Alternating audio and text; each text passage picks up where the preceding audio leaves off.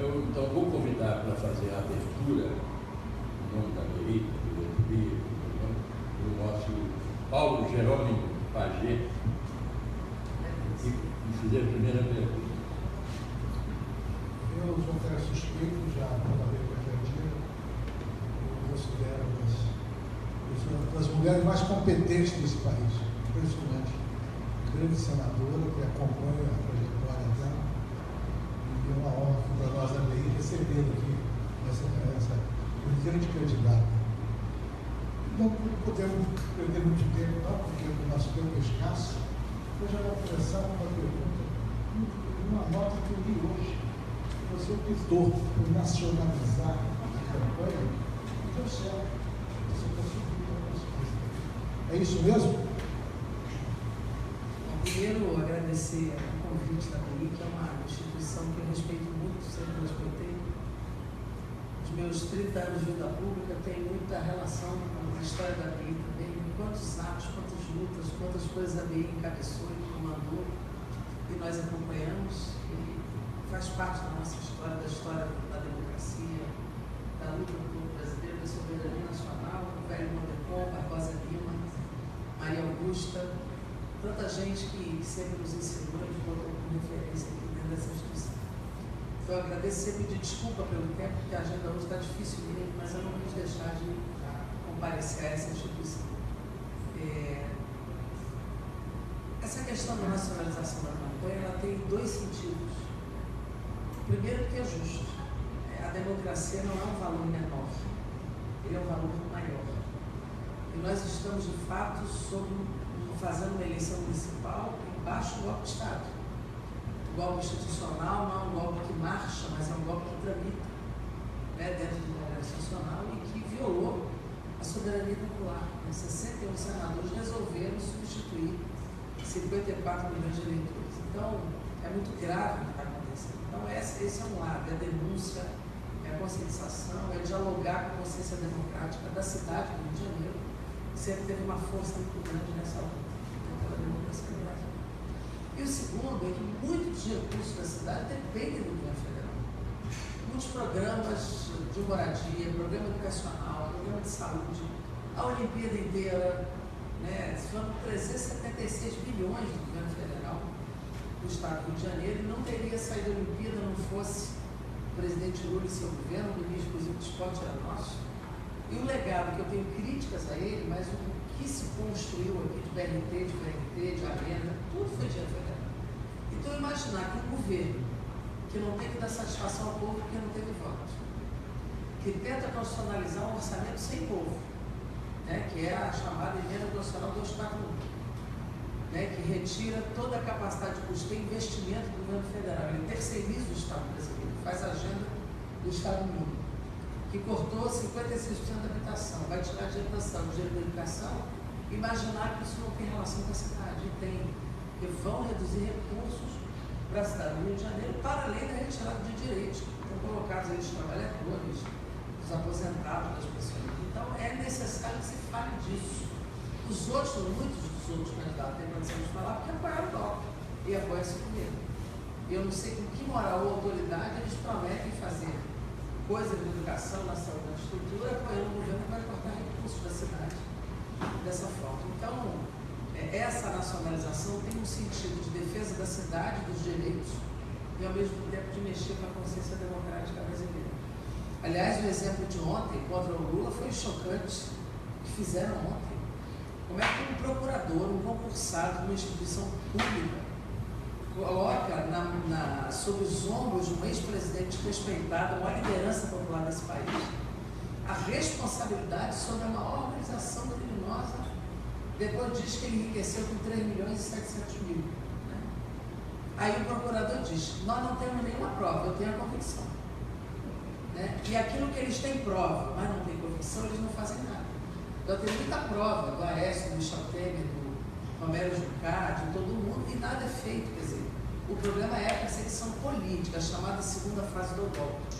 E isso nós não podemos aceitar. Nós temos lado, temos coerência. E nós não podemos passar por uma eleição, por um processo democrático, sem denunciar a violação da democracia, a perda de recursos e a perda de direitos. Então, Vamos agora, está no meio tempo, vamos fazer uma rodada de perguntas, depois, se for o caso, fazemos assim. Professor, meu querido amigo Ivan Torança, vamos lá. Primeiro eu queria demonstrar minha admiração posso chamar Jandira, por tudo que ela tem feito ao longo desses muitos anos, basicamente em torno agora desse golpe que ocorreu, e seu discurso, seu pronunciamento altas horas da noite foi uma das coisas mais bonitas que eu já vi em termos de enfrentamento, de resistência e de coragem. Seu pronunciamento no seu discurso na Câmara, ali, naquele momento, denunciando o impeachment e, mais uma vez, também esse governo ilegítimo, ilegal e farsante do tempo. E quando o Lula também, sua observação foi perfeita nessa questão do Lula de hoje, eu também fiquei perplexo. Eu nunca tinha ouvido alguém dizer, em termos nem o Dr. Jansen, que é o nosso jurídico, pode depois comentar isso, dizer que não tem provas, mas tem convicção. E por que a convicção dele é melhor do que a minha? Você sem a defesa fala. Isso não é um negócio, isso é uma aberração. E eles também, né, Jandira, eles estão, a postura deles é de ato institucional. Você estava falando que foi anistiado comigo, um pouco anistiados juntos, né? No mesmo dia, eu e o Proença. Fomos anistiados juntos, né? Eu fui depois das nossas prisões e tudo. E o anúncio parece anúncio de ato institucional. Não viu aquele ministro ontem fazendo continência, está no jornal, fazendo continência por governo? O cara anunciou como ato institucional. Não tem prova, mas tem convicção. É inacreditável. Bom, eu tendo sido assessor pedagógico, depois diretor de cultura e diretor do NIS do governo Brizola, minhas duas perguntas, se houver duas perguntas, né, vamos respeitar o tempo que eu já dilatei, mas as minhas duas perguntas girariam em torno de educação e cultura. A primeira delas é quanto à educação calcada num processo que nós outros pensávamos tivesse respaldo em Paulo Freire, em Anísio Teixeira e Darcy Ribeiro nessa ordem de ascensão didática e pedagógica. Então eu queria lembrar que ontem nós não tivemos chance de lembrar aqui no debate do Ciro Garcia a questão dos CIEPs. Os CIEPs, para mim, são muito importantes. Mas eu considero, eu acompanhei a evolução, o surgimento, a evolução e consolidação dos CIEPs, que alguns governos depois fizeram questão de desbaratar, de acabar com a coisa dos CIEPs. Eu queria saber o que você pensa em termos assim, é lógico, né, uma síntese em termos de educação e em termos de uma retomada de uma ideia, nem que não seja o próprio CIEP, mas algo semelhante aos CIEPs, né, os CIEPs como. Bom, por exemplo, eu estava lá, vi sua anistia, junto com o Caio. Eu gostaria de primeiro agradecer a sua pergunta. Eu tenho, toda vez que eu tenho chance, eu tenho que falar de Brizola da Cidadania, porque é, de fato, a referência mais forte que nós temos de um projeto educacional que tem um olhar transformador da cidadania. A escola, na minha opinião, ele é o centro da articulação social de uma região, de um bairro, de uma comunidade. E nós precisamos voltar à ideia da escola aberta ao entorno, aberta à comunidade, aberta no final de semana, né? Em que a gente possa, inclusive, incorporar dentro das escolas, já que hoje não tem nem fórum de convivência na cidade, fazer dentro da escola os conselhos de bairro. Porque hoje nós não temos um espaço em que a prefeitura pergunte à sociedade o que ela quer. As políticas públicas têm que ser territorializadas. As demandas de Rocha Miranda, da Tijuca, de Copacabana, de Irajá são diferentes, as demandas são diferentes, as culturas são diferentes, né? E nós precisamos respeitar e valorizar e priorizar as demandas que eles nos dizem. Então, a escola aberta, que nós queremos botar os conselhos de bairro, são mais de 1.500 escolas no Rio de Janeiro, e escolas democráticas, né? Onde os debates sejam feitos sobre os valores da cidadania. Esse negócio de escola sem partido é escola do fascismo. Então, tem uma escola onde esse debate flua, possa transitar, né, nas diversas séries e diversos cursos. A questão do horário integral já foi viável e pode ser viável. Hoje não tem horário integral no Rio, tem horário até 2 horas da tarde, 2 horas e meia da tarde. É irrisório, é ridículo o que falam sobre o horário integral. A gente sabe que ele não existe. Né? E sabe que a educação infantil, furando a lei, ela não é universalizada também. Que é onde, inclusive, tem que valorizar o profissional, porque a principal fase do desenvolvimento é de 0 a 3 anos. Não é só para trocar fralda, dar uma madeira e fazer comida.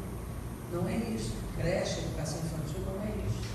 É um momento de grande desenvolvimento, inclusive cognitivo, de percepção, de coordenação motora. É a hora do estímulo, é a hora do desenvolvimento.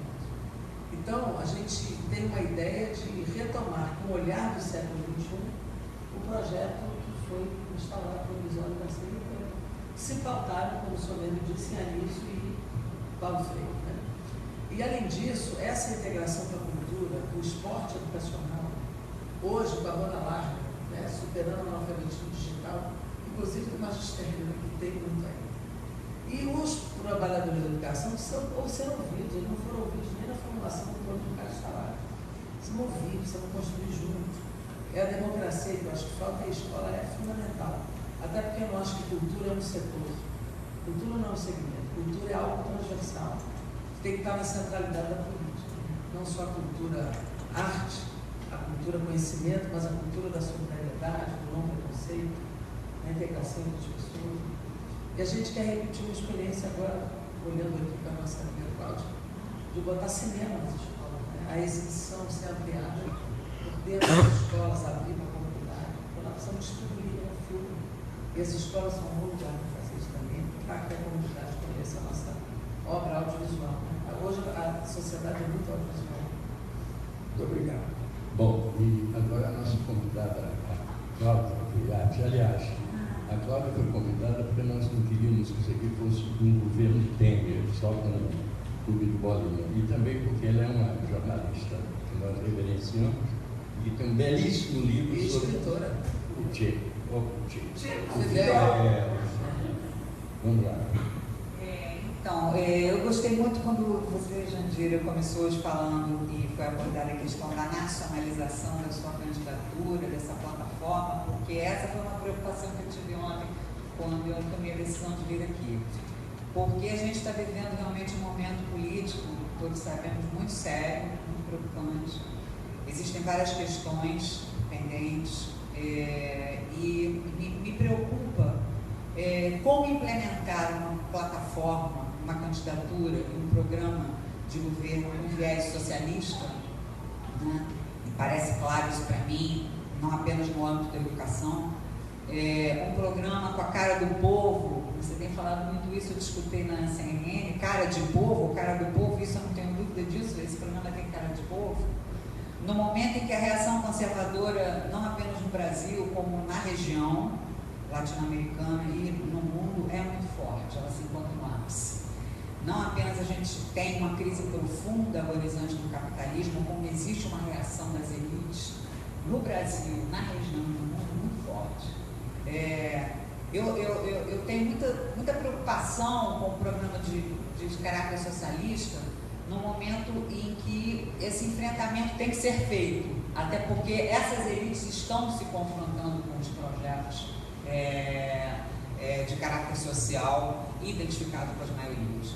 No momento em que existe uma retração e um corte dos programas sociais no Brasil, no momento em que os jovens não estão expressos nem como postulantes e estão afastados da disputa política formal, e é necessário uma política de renovação, e os jovens estão se afastando. No momento em que você fala em parcerias, a estabelecer parcerias contra esse déficit para os programas sociais, quando existe um empresariado que tem que ser confrontado e ele vai ser reticente a esse programa, na minha maneira de ver. Então, eu queria que você falasse um pouco isso. Você já refletiu, mas me preocupa muito. Por exemplo, no caso da saneamento do transporte, por exemplo, como implementar um programa de bilhete único, acho que você tem falado isso, bilhete único gratuito, amplo, etc., sem um enfrentamento com o empresariado do transporte público. Isso para mim é uma coisa que pode parecer até meio ideal, né? Quando o que a gente está querendo é ter um gerenciamento de poder que realmente consiga implementar esse programa popular e socialista. Esse é o nosso desejo. Bom, você fala uma questão importante, Cláudia, que é um certo cerco, né, de interesses que não são de interesse popular. Então, o empresário de ônibus, ele está aí, vai ter a concessão dele, mas o comando é público, não é do empresário. O principal enfrentamento é reter na mão do poder público o comando político dessa política pública. Isso é uma política pública, é uma concessão. Se nós não temos empresas públicas de transporte, sistema de concessão, nós temos que ter o comando da política. Exemplo, o Rio Card, por exemplo, é uma coisa simples. Em São Paulo está na mão da prefeitura, aqui está na mão da Transporte. Então, é um negócio que não cabe. Você faz uma concessão sem exigir contrapartida, sem fazer cumprir a lei da acessibilidade, sem fazer cumprir a questão da climatização. Eles mudam os itinerários, as linhas, os números e cancelam. Contra o usuário, contra o beneficiário, a prefeitura não faz nada, ao contrário. Né? Para a BRT não teve licitação, o BRT, na verdade, teve uma licitação em tese que foi dada para quem construiu. Então, assim, o interesse do empresariado desse setor, ele é grande e a prefeitura não os confronta, a prefeitura está capturada por esse interesse. Então, na nossa visão, o que nós temos que fazer, aliás, o homem não teve coragem, acho que a mulher vai ter, de confrontar isso, dizer assim, não, vem cá, o comando é aqui, auditar essas planilhas, rever todo o processo, inclusive o modelo de mobilidade do Rio é um modelo, na minha opinião, diferente do que é a grande cidade no mundo inteiro, né? em que roda é complementar, né? Em que ciclovia é importante também, em que o transporte complementar precisa ser regulado, em que o trilho precisa ser predominante. Então não é um modelo errado, e no que já está errado, ainda quem manda é empresariado. Este confronto precisa ser feito, não no sentido do setor empresarial não existir. Vai existir, mas ele tem que existir dentro de uma ótica de benefício do povo, dentro da ótica de quem manda o poder público, né? E dentro de uma visão democrática da cidade, que hoje não tem, infelizmente, não existe. Bem, agora o nosso Jansen. Boa tarde a todos. Eu também quero manifestar aqui toda a minha admiração. É um fato que se deve ser explicado com maior detalhe. Bom, enfim, voltando aqui para o... E nós estamos na mídia, você vê que a grande mídia, eles deram uma política ao vivo, e a grande mídia repercutiu como se aquilo fosse verdade. Basta olhar a capa do Arnaldo Gomes. Sem nenhuma crítica, né? Até que repercutisse, mas que tivesse uma crítica, né? Acho que a notícia tem que ser veiculada sempre, mas depurada, né? Ao contrário, teve uma crítica a favor. Então, assim... Mas na internet virou uma chapéu, né? Assim, claro. Muito criativo. Voltando aqui para o debate e falando ainda nesse tema de educação, eu li o seu programa e vi que há bastante assunto, me pareceu, inclusive, ser uma prioridade do programa, da proposta. E considerando um enorme número hoje que nós temos de analfabetismo funcional, e eu acho que isso, entre outras coisas, está na maneira do que como a educação está sendo passada, e talvez tenhamos que encarar uma modernidade e perceber a evolução até tecnológica. Não necessariamente. De qualquer maneira, quer dizer, a tecnologia ela precisa ser usada não só na banda larga da escola, na comunidade, mas nós queremos uma tecnologia para transparência, para integrar serviços e para democratizar a prefeitura. Eu vou copiar o projeto do Tarso Genro lá no Sul do Gabinete Digital, né? Que eu acho sensacional, a consulta das pessoas pela internet para que ela decida priorizar no seu bairro. Então, eu acho que a tecnologia está a nosso favor, o poder de compra do município pode gerar muito emprego nessa área, micro, pequena e média empresa, na área de tecnologia da informação e comunicação. E acho que no caso da analfabetismo funcional chama-se qualidade do ensino. E aí que nós temos que enfrentar isso junto com o magistério, os trabalhadores da educação, reconstruir um projeto político. Bem, agora então a minha pergunta. Eu vou ficar também no gancho da educação e da cultura.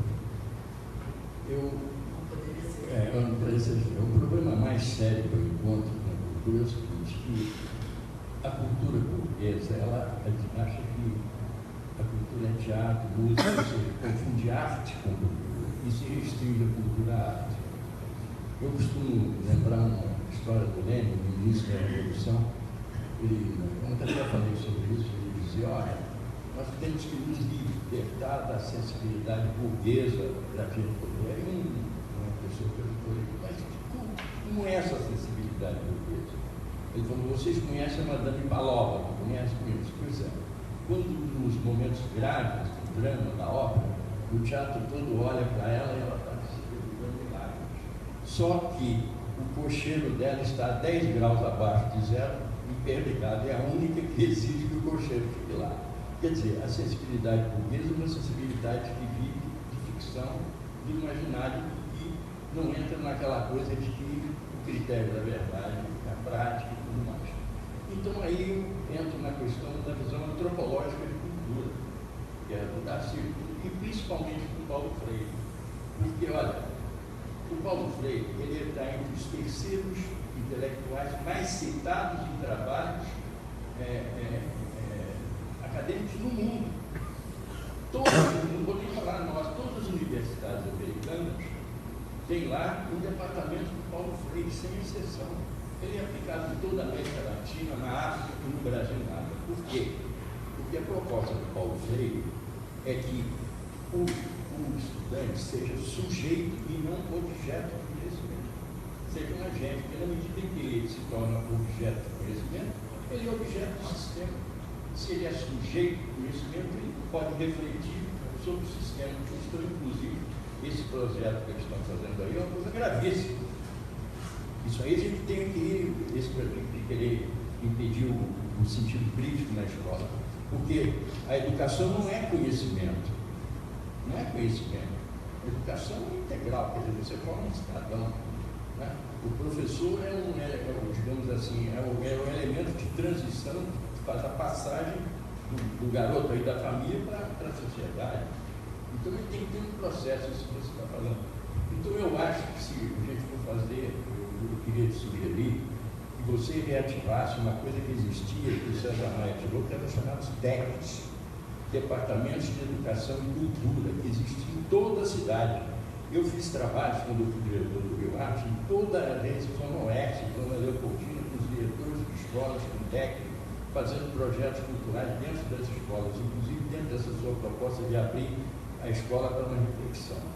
Então eu te pergunto, você vai atuar nessa questão antropológica, Paulo Freire, etc.?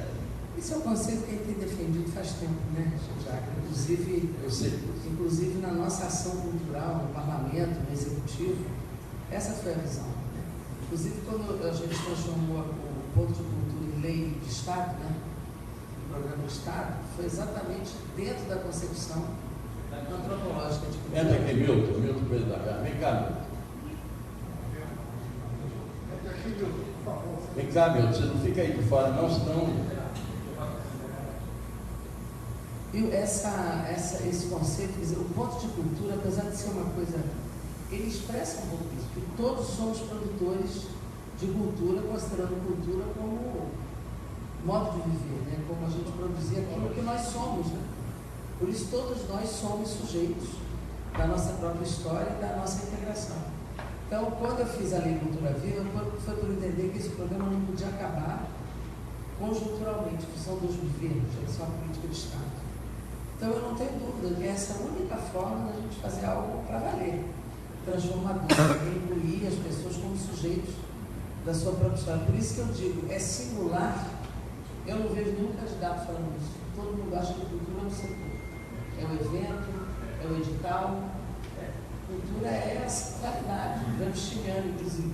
Claro. É a centralidade, a partir dela que você tem uma concepção de vida e de gestão de cidade. Então, eu acho que de qualquer lugar e assim deve ser. formação cidadã. Bem, a hora aqui, obedecendo a hora, são 14h36. Eu acho que já dá para fazer uma rodadinha. Vamos lá, gente. Não, e a gente também fazer perguntas. Nós não estamos sendo jornalistas. Aqui não tem 1 minuto e 30 segundos, não tem réplica. A Lédia Sé foi secretária de Educação, Belfor Roxo, né? Não, Nova Iguaçu. Secretária de Ciência e Tecnologia. Foi? Horário integral, E Belfor Roxo, Ciência e Tecnologia. Na Baixada. Mas, Indira, Fala, Baixada. eu tenho Foi meu coordenador de comunicação, não me lembro qual campanha. foi uma das nossas campanhas, mas um mistério que me ocorre. Eu vi que o programa todo. Não é você lendo as entrelinhas, isso aqui é bom. Ele olha a matéria e diz, olha, tem uma coisa aqui, presta atenção. Mas eu concordo em geral. Mas tem um projeto que eu considero um dos pilares aqui do Rio, que foi na primeira gestão do César Maia, o Conde, o Sérgio Magalhães, tentaram implantar uma ideia maravilhosa que é a favela bairro. E que implicava não só naquela área urbanística, aquela coisa toda, segurança, mas numa revolução social nas comunidades. E aí terminou o governo Conde, a coisa foi mais ou menos, entrou o César Maia novamente, o projeto virou o PP, só segurança, e acabou, ninguém mais fala em favela bairro. É uma ideia maravilhosa, um projeto que foi dando certo, e parou. Eu queria saber se você pensa em alguma coisa nesse sentido. A gente tem conversado muito com o povo de favela, né? Porque, de fato, houve um abandono. Houve um abandono total. Onde você entra, circula, e a gente tem circulado, o nível de abandono é absurdo. Não só nas habitações, né, na qualidade das habitações. O déficit habitacional a gente não calcula só por ter casa ou não ter casa. Às vezes o critério de estudo é dizer, um barraco de papelão não considera ter casa. Aí não entra no déficit. Aí na adequação habitacional, a infraestrutura urbana das favelas. Domingos. Olá, tudo bem? Domingos. Obrigada aí pelo convite. Não, fica aí. Eu vou conduzir dali. Deixa o Domingos senta aqui, fica aí. Então, essa questão da urbanização de favelas, da adequação da habitação, o saneamento, né? A potencialização das iniciativas econômicas e culturais dos lugares, né? Porque tem muita iniciativa cultural, muita iniciativa econômica, de economia solidária, de área da economia da cultura que não é industrial, mas é. Muito menino premiado de documentarista, isso não é nem um pouco valorizado. E, na verdade, o cara das UPPs fracassou total. Né? Hoje tem umas autoridades, não vê mais autoridade nas UPPs, né? A gente anda nos lugares, tem menino de 14, 15 anos novo com arma, explícito. A criançada cresce tendo como referência o menino um pouquinho maior, de arma na mão, né? Na boca do tráfico, é um negócio complicado. Então, é esse olhar para as favelas. Eu já, inclusive, coloquei isso de público, nós vamos criar uma estrutura na prefeitura, ligada à prefeitura, para integrar as diversas secretarias para atuação dentro da favela. Porque aí não é de uma secretaria, é tudo. É saúde, é urbanização, é habitação, é tudo. Então, nós vamos criar uma estrutura só para cuidar da urbanização das favelas e criar um projeto que possa levar dignidade às comunidades e qualidade de vida. Quando eu olho a mortalidade infantil da Cidade de Deus, ela é 3 vezes maior que o seu bairro vizinho que é a Barra. Tuberculose na vacina, todo mundo fala isso, campeão de morte nacional. Isso tudo vai ter qualidade de vida, inadequação da habitação, ventilação, circulação, saneamento. Isso houve um abandono. E nós temos um olhar também muito forte para o entorno da Avenida Brasil. A gente chama de Nova Brasil, que são 32 bairros ali, todos reclamam do abandono do filho, que é muito bom. Uma cicatriz na cidade do Rio de Janeiro hoje. Bom, vamos continuar então. A pergunta do Ivan. Deixa o Domingo chegar, refletir, daqui a pouco.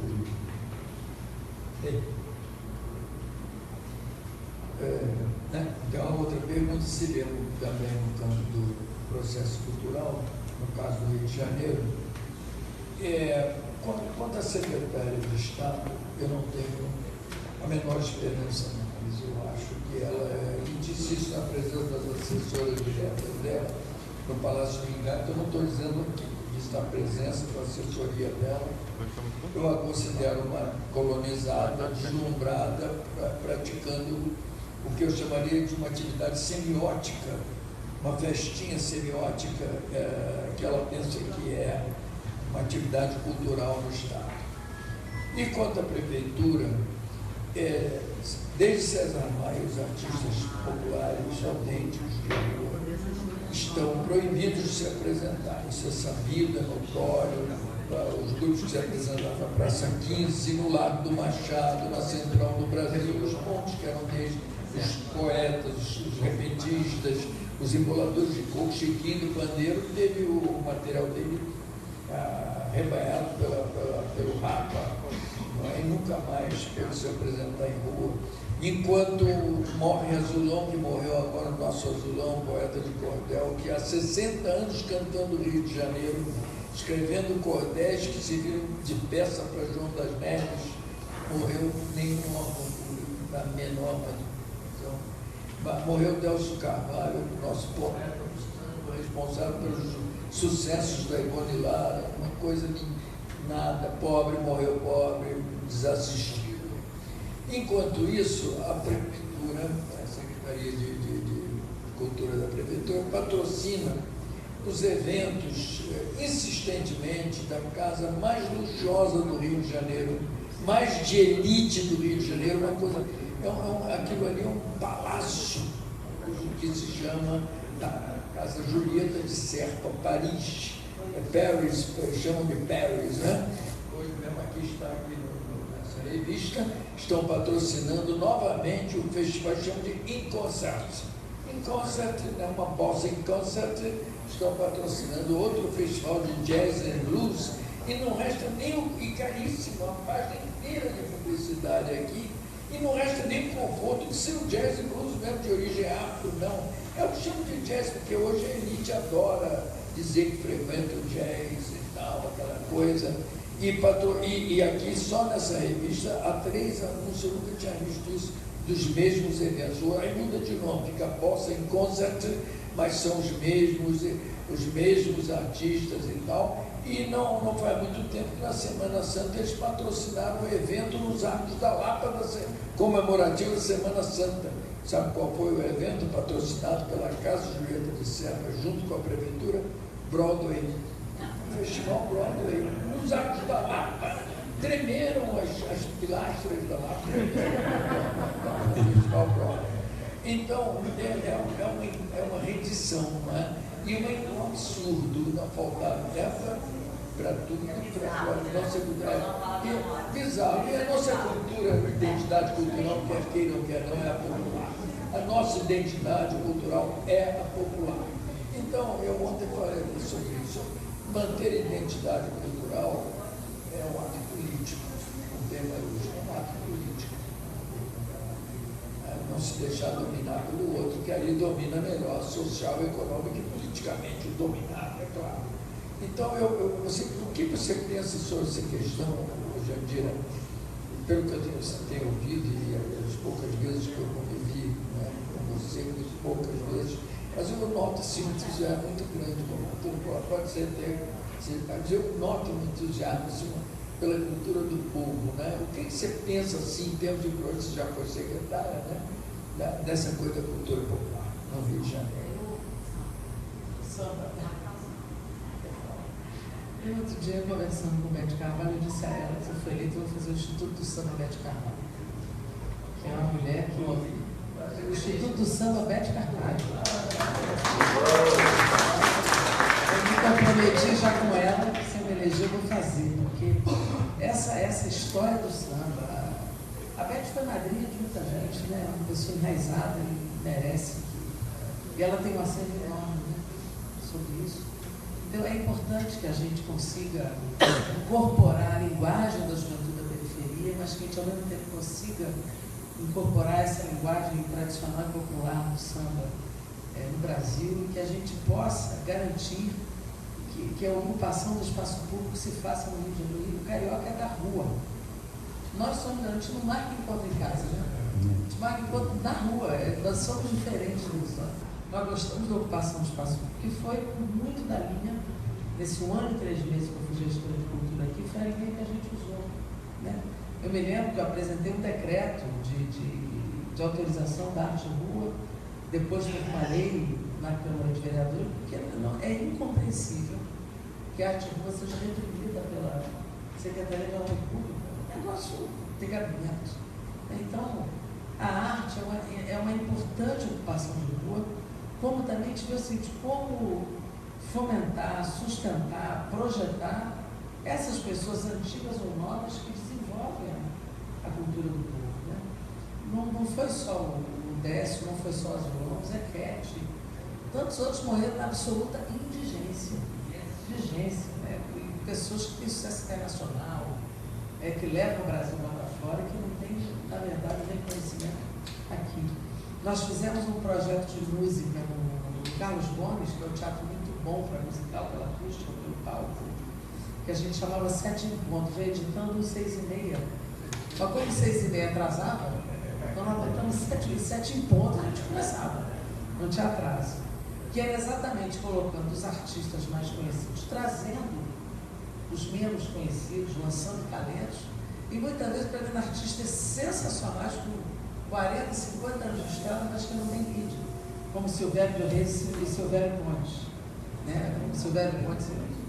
Então, essa ação que a gente fez aí foi exatamente para entrosar, era um preço popular, era toda terça-feira no teatro, o cachê era igual para todo mundo.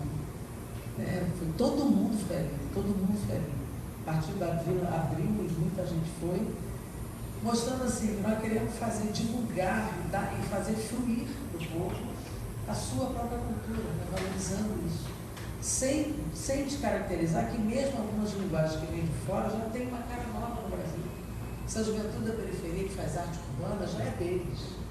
Já se apropriaram dessa linguagem, também precisa ser incorporados por nós. Então não tenha dúvida de que, da nossa parte, assim, eu fui secretário de Cultura, fui presidente da primeira Comissão de Cultura da Câmara, da Frente Parlamentar de Cultura do Congresso, frente mista, e nós trabalhamos permanentemente integrando com a comunicação democrática e a cultura e a educação já lá, né? E aqui a gente fez isso permanentemente também. Então não tenha dúvida de que esse conceito antropológico com a produção de cultura e arte tem que ir para a rua, tem que ir para dentro dos equipamentos, e nós precisamos da fruição para a Zona Norte e Oeste também. Todos os nossos equipamentos gerais são do Sul. Nós reabrimos o Imperato, nós criamos as arenas da Pavuna, Madureira, Penha e Guaratiba. Fizemos o Miradão como expressão da ocupação da rua, era um evento, mas era a expressão de uma política. Nós reorganizamos a Lapa, fizemos as escolas, 150 escolas. A ideia é entrosar políticas que são co-irmãs e dar espaço para o povo se colocar e se apresentar. Bom, Obrigado. Pelo seguinte, porque senão o tempo está em cima, o Domingos não vai fazer a pergunta. Eu fui alertado que a senhora tem pouco tempo, tem compromisso de 3 horas. Eu queria lhe pedir, primeiro, agradecer a sua presença, por ter aceitado. Eu que agradeço o convite. E também pedir desculpas pelo atraso. No morador da Zona Oeste, eu fui vítima do novo da Mirador. Na 7h30, levei 2 horas e meia de Jacarepaguá até o centro da cidade, que é mais ou menos o tempo de voo do Rio a Buenos Aires. Como nós temos pouco tempo, a senhora está dentro de 10 minutos, eu queria fazer 4 provocações. Para dar um pouquinho mais de... 2 minutos e meio para cada um. A senhora, como parlamentar, a senhora tem um bom plano de saúde, a exemplo de todos os deputados e senadores. A senhora já admitiu a possibilidade de um dia ter a necessidade de ser atendida na emergência de um hospital do Rio de Janeiro? Bom, já é para responder a cada um? Eu posso fazer todos os dias sobre isso. Uma outra pergunta que eu queria lhe fazer foi que está hoje na primeira página dos jornais. A senhora tem sido uma defensora intransigente e aplicada tanto da presidente Dilma como do ex-presidente Lula. O Dallagnol, que é um dos procuradores-chefes da Operação Lava Jato, acusou o ex-presidente Lula de ser uma espécie de general, de comandante em chefe da operação de propina da Lava Jato. Eu queria saber qual é a sua opinião, como fiel escudeiro tanto da ex-presidente Dilma. Cortou só o sem prova, né? Aí ela responde. Perfeito. E a outra que eu queria lhe fazer também, o Ciro, que nós tivemos o prazer de receber aqui na terça-feira, como professor de História, nos deu uma aula, ele é doutor de História pela Universidade Federal Fluminense, e ele fez uma observação que me chamou muita atenção. Ele dizia que o PT foi um retrocesso na história da política brasileira. E expôs lá as suas reflexões, o seu olhar em relação a essa tese. E a última que eu queria lhe fazer, não sei se já foi colocada aqui, o professor Abel viu a implantação do BRT, a relação custo-benefício dessa obra, que levou praticamente 1 ano e meio e que provocou cerca de 1.200 fechamentos de lojas e escritórios no centro da cidade do Rio de Janeiro. Então, a primeira é sobre o atendimento na emergência como médica, ou do Salgado Filho, ou do Hospital do Estado na Penha, ou em Campo Grande. Bom, primeiro, você sabe que eu nunca paguei plano de saúde para mim, né? É incrível isso. Aliás, o plano que eu tenho é decorrência de uma separação. A única. Mas o Congresso lhe dá esse direito. Eu não pago no Congresso. A senhora não? Não. Mas eu sempre fui médica do serviço público, né? Então, eu conheço bem essa área, sou concursado no Ministério da Saúde, sou funcionário do Hospital do Processo licenciado. E minha mãe, por exemplo, sempre se operou no hospital público. Eu sempre a levei para o hospital público, que tem hospitais de referência, né? Como ela operou no HTO 2 vezes, no Hospital de Ortopedia, como também, em alguns momentos, ela foi atendida no Sozegar, levada por mim, por equipes muito boas, porque os profissionais desses hospitais são de elevada capacidade. E, infelizmente, muito mal reconhecidos e muito mal pagos. Se você pegar um chefe de equipe do Sozegar com 35 anos de serviço de emergência, esse é um profissional da mais alta qualidade. E ele nunca sai no jornal pelas vidas que salvou, só sai pelas vidas que ele não conseguiu salvar, né? A morte sempre é culpa do profissional, né? Impressionante. Quando salva, só Deus salvou. E quando morre, é culpa do médico, sempre, né? Os profissionais também. Então, eu tenho assim, uma visão muito concreta de valorizar o serviço público, mas eu preciso reconhecer que está mal o serviço, muito mal. Primeiro porque não está integrado à atenção básica. O próprio sistema de regulação do município, que deveria ser o gestor pleno da saúde, o gestor pleno ele tem que incorporar sob a sua gestão de regulação os leitos estaduais, os leitos federais, os especialistas, os exames, e o município só regula o município. Por isso que o CISREG, hoje, que é o sistema de regulação, virou uma legenda maldita. Todo mundo tem raiva do CISREG, não sabe nem por quê. Mas é como se fosse um ser, né? Um ente que eu preciso derrotar, porque ele não funciona de fato. São 6 meses, 3 meses e tal.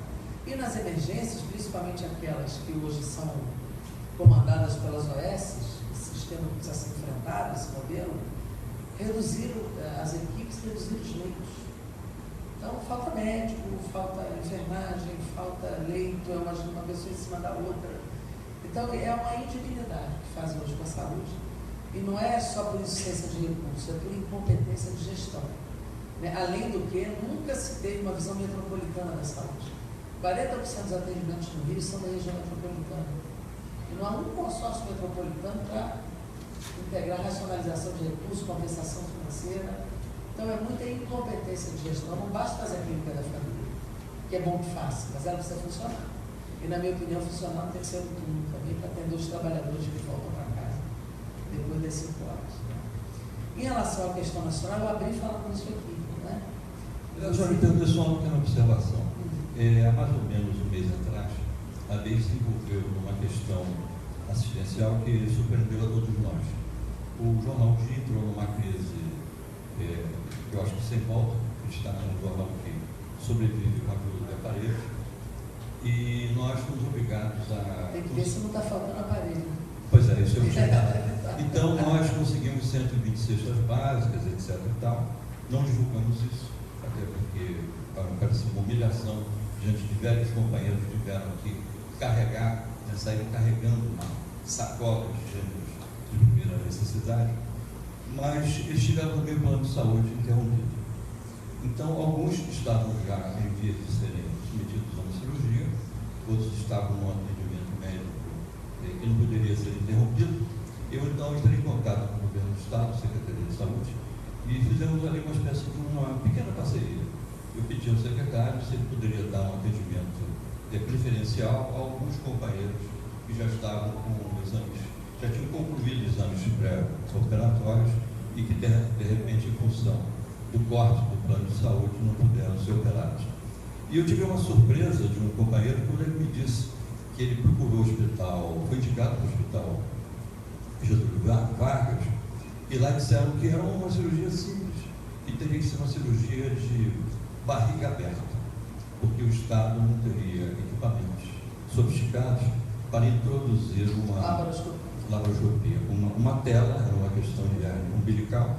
E aí eu fiquei imaginando, o custo de uma cirurgia de barriga aberta é muito mais caro do que usando uma técnica moderna que libera o paciente em questão de horas, enquanto que o corte significa pelo menos 1 ou 2 dias de internação. Então eu concordo plenamente com a senhora fala em má gestão, má aplicação de recursos e essa situação de sucateamento. E uma integração. E uma falta de gestão. Enquanto idosos na rua, aliás, a epidemiologia do idoso precisa ser vista, porque essa população idosa está aumentando. Você tem que ter serviços adequados a essa epidemiologia. Muitos idosos na rua dizem, eu não enxergo mais, eu estou há 3 anos esperando cirurgia de catarata, que é uma cirurgia mais simples que tem para fazer uma oftalmologia. Né? Então, enquanto pessoas na área de ortopedia, então, é desesperador. Ninguém consegue acessar para joelho, para coluna, é uma coisa terrível, porque essa integração não existe. E muita gente que mora no Pavãozinho e é regulado no Hospital de Jacareí. Como é que vai lá? O de Jacareí é regulado para Ipanema, não tem condição. Então é uma visão perversa, má, né, de uma gestão incompetente e pouco sensível aos problemas da população. Em relação a essa questão nacional, né, eu abri aqui falando disso, né, da nossa visão da consciência democrática, que ela deve envolver a cidade do Rio de Janeiro, do absurdo que foi ontem que fizeram com o Lula, não tem cabimento, tem prova, mas não tem convicção, faz a denúncia, eles querem chamar o Lula, querem inabilitar o Lula, querem tirá-lo da disputa política, tem chamado a segunda fase do golpe. E já aproveito para anunciar que Dilma verá aqui na nossa Câmara do Arena. Dia 21 agora. Dia 21 nós vamos poder fazer um comício, além de outras atividades, um comício com a Cinema das 18 horas. E Lula virá em seguida. E ele vem para a campanha e nós vamos fazer um desagravo ali. Porque não é possível que um presidente como foi Lula seja tratado dessa forma. Tratado assim por alguns agentes públicos que viraram militantes partidários. Ministério Público, Justiça e tal, tem que ter uma atitude de cumprir o Estado Democrático de Direito e a legalidade. Se tiver prova, se tiver denúncia, prova, ouvida... Não como comissário da Santa Inquisição. Ouvida defeita, nós voltamos à Santa Inquisição. É a fé do procurador que define quem deve ser ou não denunciado, ou chamado, denunciado. Isso é um negócio inaceitável. Aliás, ontem a internet foi muito criativa. Virou uma chacota. Né? Até aquele jornalista reacionário da Veja, o Reinaldo Azevedo, ele disse assim, o staff do procurador Janot já entendeu que a operação foi um desastre. E é verdade, aquilo ninguém desacreditou. Né? Infelizmente, a ação do Ministério Público nesse processo. Falei hoje com o presidente Lula, ele estava muito seguro, mas muito indignado. Muito bom. Então nós vamos fazer. Em relação se o PT foi um retrocesso ou não foi, depende da ótica. Eu acho que os governos que não foram só do PT, mas nossos também, de outros partidos também, foram um governo de coalizão, acho que foi muito bem ao Brasil. Eu só queria, para facilitar a sua resposta, reproduzir mais ou menos qual foi a reflexão do nosso Ciro como professor de História. Ele dizia que o Lula, ao assumir, ele fez um acordo com o grande capital, com o capital financeiro, e com a base da pirâmide. Ou seja, no pensionato, renunciando a toda aquela proposta de campanha que o levou a conquistar mentes e corações e elegeu pela primeira vez um representante do proletariado. Ele fez uma ampla exposição como professor e com a ótica A história também depende da integrante do interpretação do PSU. historiador, né? Da ideologia dele, da visão que ele tem da história. O Lula nunca disse que faria um governo nem socialista nem revolucionário. Ele nunca assumiu essa posição. Ele sempre disse que não é comunista. Ele disse que ia fazer um governo democrático e popular, e isso ele fez. Ele democraticamente foi muito forte, foram 17 conferências temáticas, e a partir dessas conferências foram criados o Ministério da Igualdade Racial, da Mulher, Direitos Humanos. Ou seja, ele fez um governo aberto e democrático, de fato, um governo popular. Mudou o perfil do Brasil, mudou a vida dos brasileiros, isso é real. Agora, ele nunca negou que todos se favoreceram naquele momento, até porque na política macroeconômica, ele não fez, de fato, não mudança radical. Mas o que ele fez foi colocar mais Estado, foi colocar mais poder público, foi colocar recursos a serviço do povo. Então, essa é a marca desse governo que tantos benefícios trouxe ao povo brasileiro. Agora, eu não vou aqui discutir o PT. O PT tem suas tendências, como o PSTU acabou de se dividir. O partido do Ciro, daquele tamanho, rachou no meio. Um pedaço para cada lado, né? Então, assim, com todo respeito aos partidos políticos, até porque eu defendo os partidos políticos. E acho muito ruim que agora, querendo fazer uma reforma política, não restringir a existência deles. Acho que eles devem existir se eles representaram o setor da sociedade. Evitar a agenda de aluguel não é restringir o partido. Tirando outras características do sistema político eleitoral que impeçam venda de legenda, tempo de TV, etc, etc.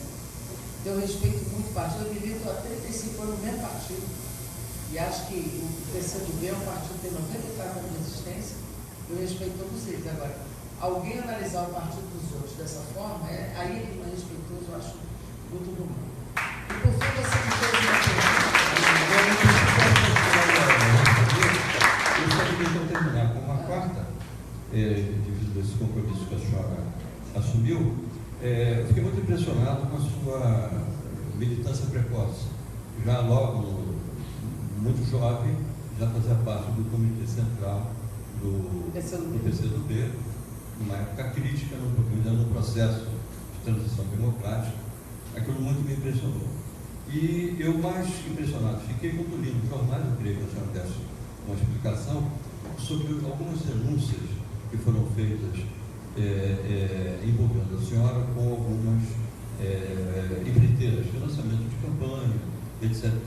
Na sua visão, essas denúncias, da maneira como foram feitas, elas comprometeram a sua imagem e a sua história ao longo da sua vida profissional? Com a minha história, essas coisas de tentar fazer disso uma denúncia não colam. Na minha imagem, ninguém acredita nisso. Segundo, não foi uma denúncia, foi um registro feito de uma doação oficial que a empreiteira fez ao nosso partido, quando a regra era esta. A regra era esta. Aliás, todos os candidatos à eleição tiveram financiamento empresarial, todos. Nenhum deles deixou de ter, porque esta era a regra. E quem lutou para acabar o financiamento empresarial, protagonizando essa luta, fomos nós. Porque nós achamos que, de fato, isso é uma fonte de corrupção política muito forte. Né? Agora, uma coisa é a doação legal, outra coisa é enriquecimento ilícito e propina, que tem que ser diferente. Então, como não houve nenhuma denúncia, de fato, teve nenhum comprometimento, eu estou muito tranquilo em relação à minha vida, ao meu patrimônio, que diminuiu, inclusive. Ao mesmo carro que eu tenho desde 2009, é a minha única casa que eu levei 15 anos para pagar, então estou muito tranquilo em relação a isso. Eu acho que até por isso.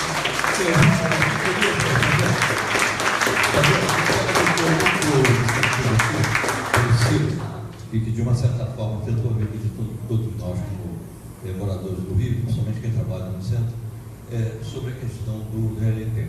Como é que a senhora viu a implantação desse sistema que atormentou a vida de uma expressiva população do Rio de Janeiro durante quase 2 anos? Primeiro, acho que o transporte sobre trilho é o ideal, né?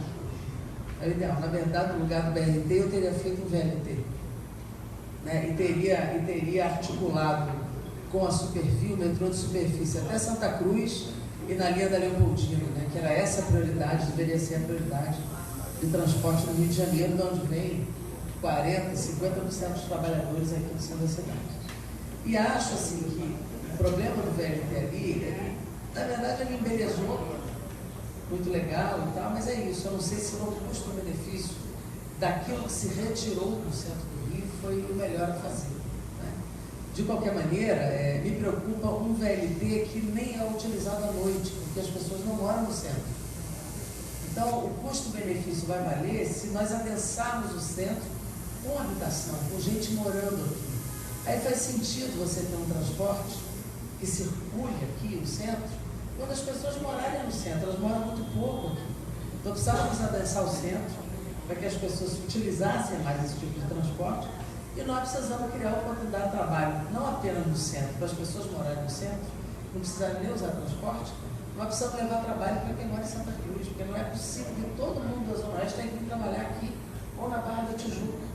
A cidade precisa ter vários centros, né? Não apenas o centro da cidade, mas todo mundo pode ter uma centralidade que lhe permita oportunidade de trabalho, de lazer, de cultura, para que a gente também possa ir até lá, né? Não só de vir até aqui.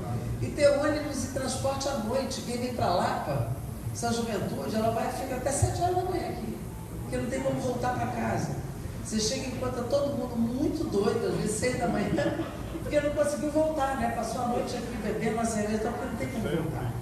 Então a mobilidade, ela tem que funcionar para os artistas. Você vê, eu conversei com um artista de samba na casa da Bete Carvalho. Eles diziam, eu moro em Acari, eu toco aqui, eu fico com meu violão, meu cavaco, meu pandeiro, até 6 horas da manhã, eu gasto meu cachê no táxi para voltar. Aí não faz sentido, né? Então nós precisamos de fato ter uma outra visão de cidade que beneficie de fato a quem mora mais longe, o trabalhador popular, o povo de favela, porque nós temos que governar para todo mundo, mas as pessoas que já moram bem, já têm sua vida estabilizada, então precisam menos do poder público. Quem mais precisa é olhar que a gente precisa ter esse momento. É isso aí, gente. Bom, olha só. Obrigado.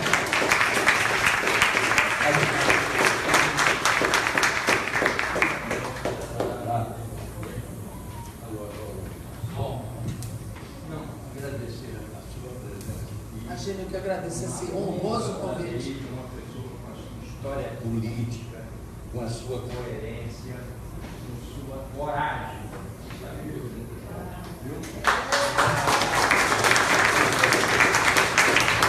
Gostaria que o presidente fizesse o encerramento. Eu faço também minhas as palavras do Chiliac.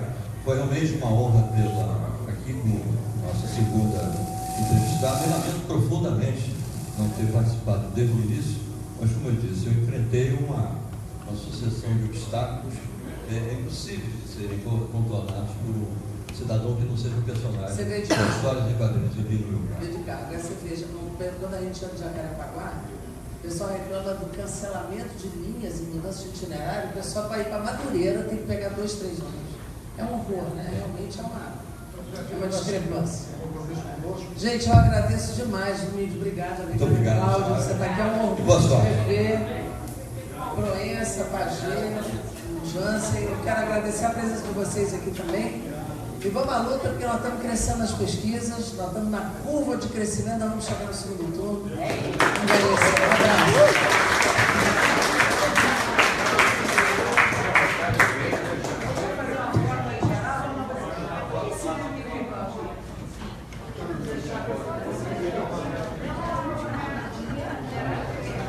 Cadê